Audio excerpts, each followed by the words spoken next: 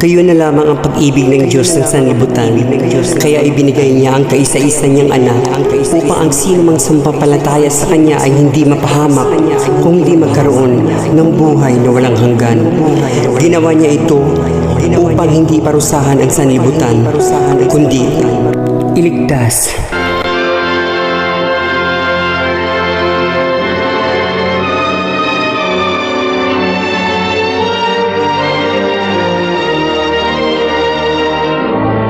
Para sa inyo, Panginoon, nananangis.